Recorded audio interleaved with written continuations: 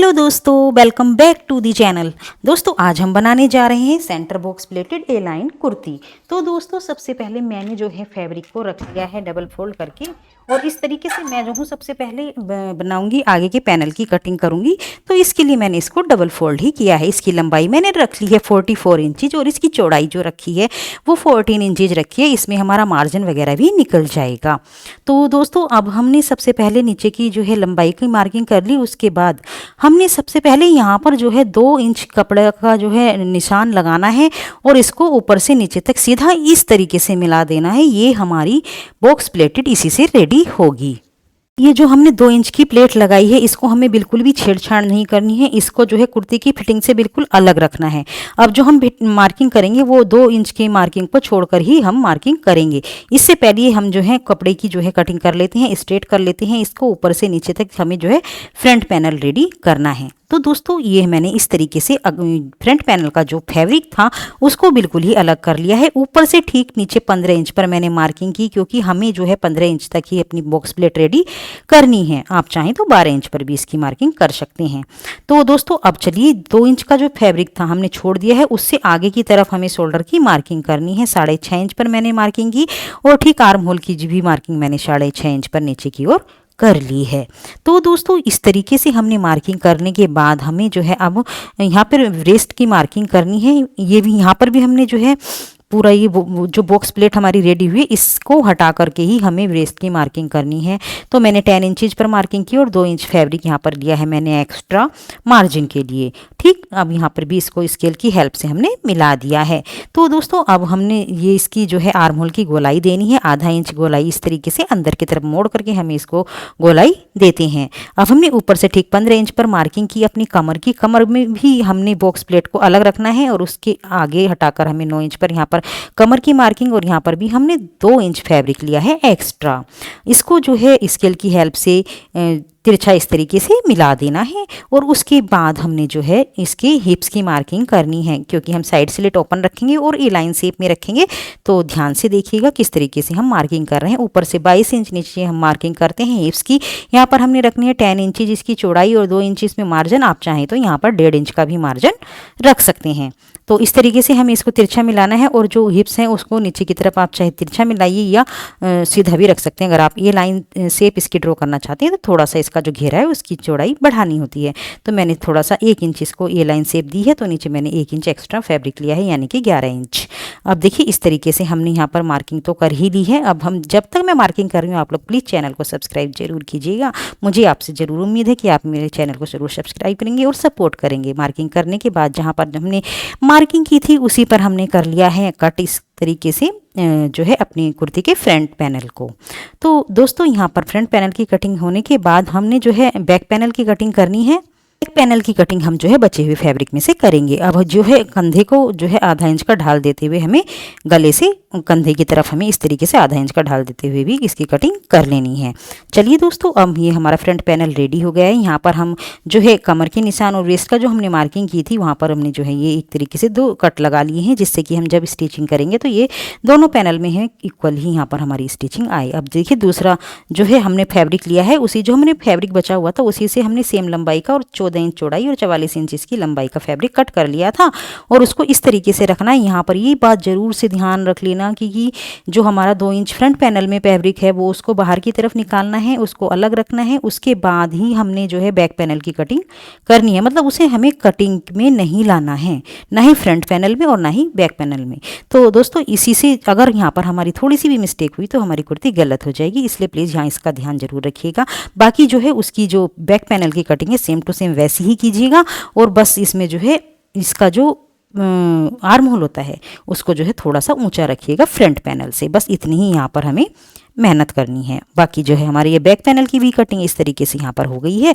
अब चलिए चलते हैं स्लीव्स के लिए हमने यहाँ से देखिए अब ये जो फैब्रिक है ये बच गया है 4 फोल्ड में है, और इसकी जो मैंने प्लाजो की लंबाई यहाँ से तो निकाल ली है, और ये जो बचा हुआ कपड़ा है इसमें से हम बनाएंगे स्लीव्स। अब ये देखिए देखने में छोटा सा लग रहा है कि भाई कैसे यहाँ पर स्लीव बनेंगी, तो इसमें हम देंगे बीच में लेस की डिज़ाइनिंग।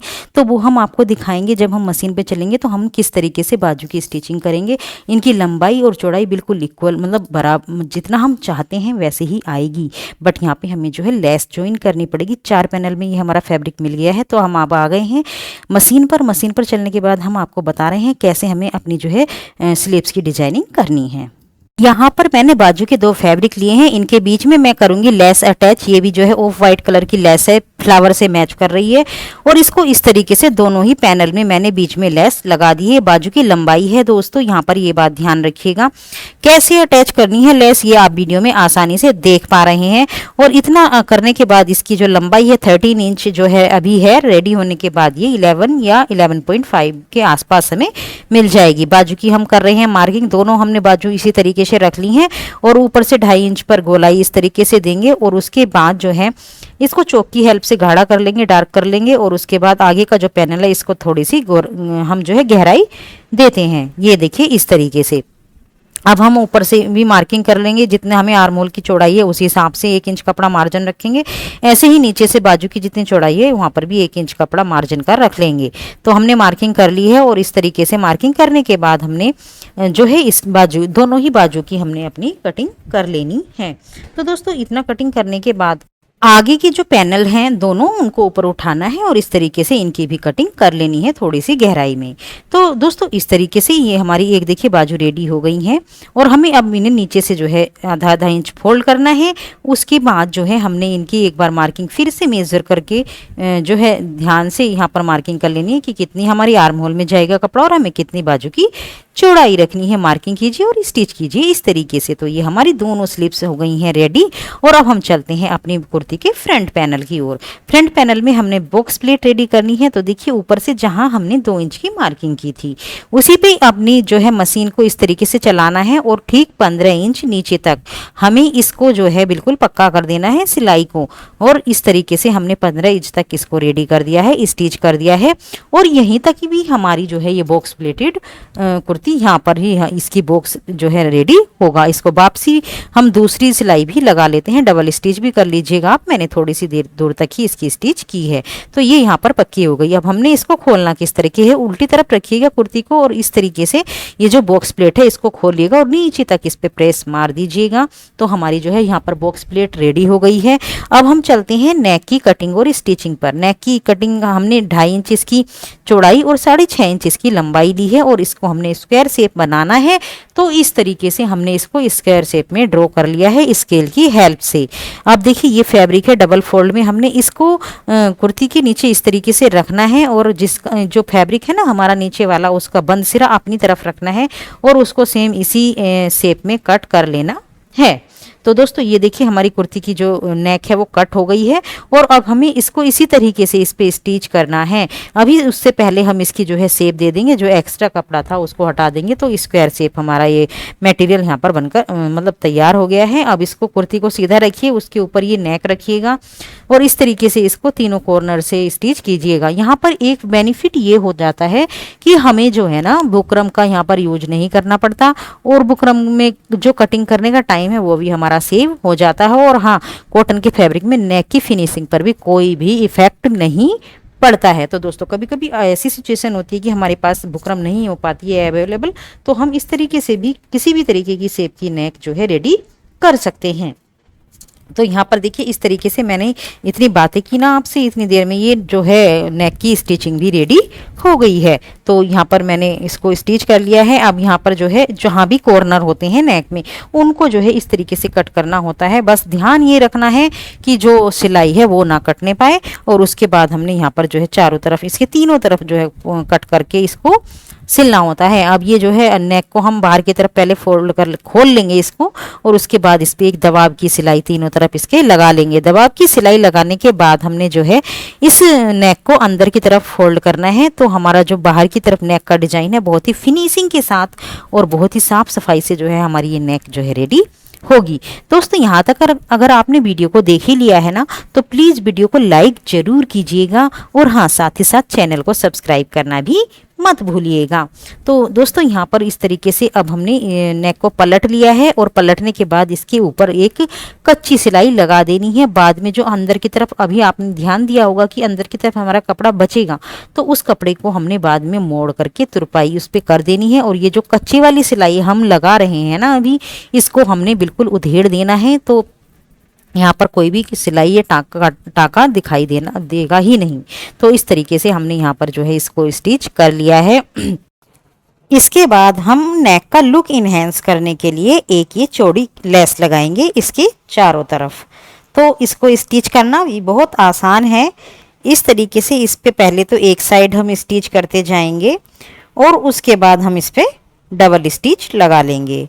तो इससे जो है नेक का लुक बहुत ही प्यारा आ जाएगा और ये सिंपल सोवर सी नेक बहुत ही ट्रेंडी लुक देगी। तो इस तरीके से हमने नेक पर जो है डबल स्टिच कर ली है। और उसके बाद हम अब चलते हैं बैक पैनल की स्टिचिंग की तरफ। तो हमने इसकी सबसे पहले नेक की कटिंग करनी है। इसकी भी चौड़ाई हमने 2.5 इंच और इसकी लंबाई हमने 4.5 इंच रखी है और इसको राउंड शेप दी है। अब ये इस तरीके की 2 तिरछी पट्टियाँ काट लेते हैं 1.5 इंच की लगभग। इसको भी इस तरीके से सिलना है तिरछा और इसमें से जो है आगे की तरफ बिल्कुल स्ट्रेट इसको कट कर लेना है और उसके बाद इसको नेक पर स्टिच करना है। तो इस तरीके से देखिए यहाँ पर ये जो है हमारी राउंड नेक भी स्टिच हो जाती है। लेकिन इसको भी फिनिशिंग देने के लिए हमें थोड़ी सी यहाँ पर जो है फिनिशिंग बनानी पड़ती है। सबसे पहले हमने जो ये नेक पट्टी रेडी की है इसको बाहर की तरफ फोल्ड करना है। फोल्ड नहीं मतलब इसको पूरा बाहर की तरफ निकाल कर उस पर ऊपर से एक दबाव की सिलाई लगानी है और उसके बाद अंदर की तरफ उसे मोड़ देना है। अब हम चलते हैं पैनल को जोड़ना है हमें। ये दोनों पैनल हमने लिए और सबसे पहले इनके जो कंधे थे आपस में मिलाकर इनको स्टिच कर लिया है।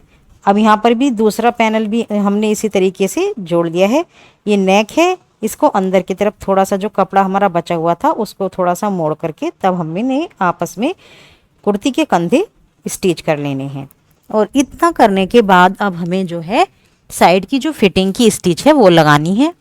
तो इस तरीके से हमें जो है साइड की फिटिंग हिप्स तक जो है ऐसे ही इसको स्टिच कर लेना है। और उसके बाद इसमें जो है हम डबल स्टिच भी लगा सकते हैं। इस तरीके से जैसे हम एक पैनल की स्टिच कर रहे हैं हमें दूसरी साइड भी फिटिंग की मार्किंग पर ही हमें स्टिच कर लेना है। तो इस तरीके से ये हमारा फिटिंग आ गई है कुर्ती की। अब हमें जो है अपनी स्लीव्स कुर्ती में अटैच करनी है। सबसे पहले तो हम यहाँ पर इनको एक बार नाप लेते हैं, मेज़र कर लेते हैं। ये लगभग हमारा फिट ही बैठता है क्योंकि हमने मेजर ऑलरेडी पहले ही की थी। अब इसको हमने जो है इस तरीके से अटैच करना है। बाजू को जो है सीधा रखना है और कुर्ती को उल्टा रख करके इसको इस तरीके से इसकी स्लीव्स सिल लेनी है। अब देखिए इसके जो चौक होते हैं साइड के उनको किस तरीके से फोल्ड करते हैं। देखिए जो बिगिनर्स हैं उनको इस तरीके से कर लेना चाहिए, यानी कि मार्किंग करके फिर फोल्ड करना चाहिए। अदरवाइज हम ऐसे भी फोल्ड कर लेते हैं। तो इस तरीके से हमने जो है इसको स्टिच कर लिया है। तो देखिए इस तरीके से हमने चारों पैनल जो है इसके जो चाक हैं चारों उसको इस तरीके से फोल्ड कर लेना है। तो ये जो है बहुत ही फिनिशिंग के साथ फोल्ड हो जाएंगे। और उसके बाद ये हमने भी कच्ची सिलाई लगाई है, इस पे हम तुरपाई वगैरह कर लेंगे। तो उसके बाद जो है नीचे का जो है घेरा उसको भी इसी तरीके से फोल्ड करना है, डबल फोल्ड करके, और उसको इस तरीके से इस पे एक दबाव की सिलाई लगा देनी है। और उसके बाद जब हम तुरपाई कर लेंगे ये कच्ची सिलाई हमें उधेड़ देनी है। तो दोस्तों ये रहा कुर्ती का फाइनल लुक। कैसी लगी है आपको ये कुर्ती बताइएगा जरूर। वास्तव में ये कुर्ती बहुत ही प्यारी और खूबसूरत बनी है और बॉक्स प्लेट ने तो इसका लुक बिल्कुल ही इन्हेंस कर दिया है। तो दोस्तों चैनल को सब्सक्राइब जरूर कीजिए।